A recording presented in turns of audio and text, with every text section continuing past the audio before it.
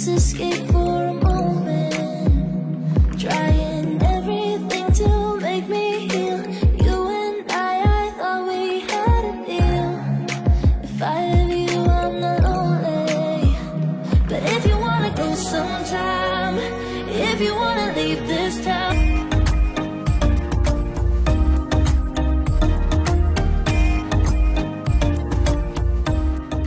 Hi guys, today andito tayo ngayon sa Mall of Asia at nabalitaan ko na meron daw boat ride dito, kaya ito yung itatry natin today.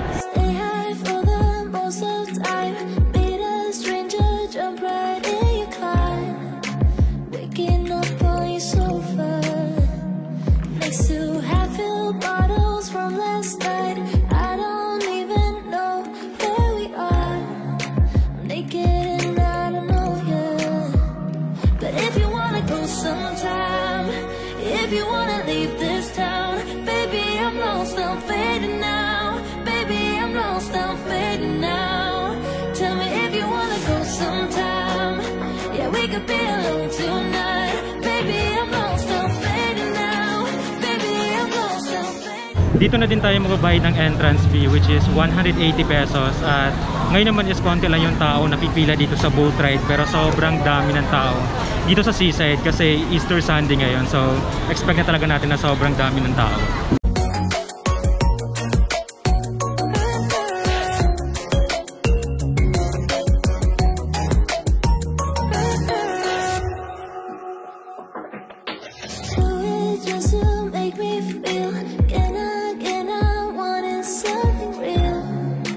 Just escape for a moment, trying everything to make me heal. You and I thought we had a deal. If I have you, I'm not lonely. But if you wanna go sometime, if you wanna leave this town, baby, I'm lost, I'm fading now. Baby, I'm lost, I'm fading now. Tell me if you wanna go sometime. Yeah, we could be alone tonight. Baby, I'm lost, I'm fading now. Baby, I'm lost, I'm fading now.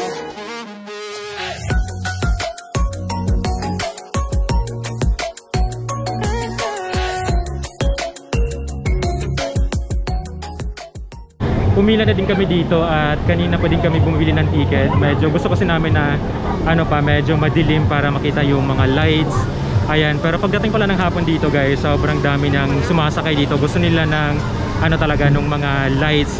Gusto nilang gabi sumakay, kaya pag nandito kayo na mas maaga, bili na din kayo agad ng ticket.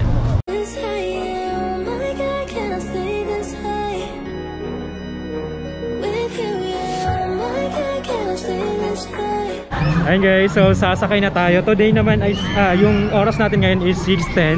Sakto lang talaga yung oras na pagpasok natin dito kasi may lights na at the same time yung sunset din.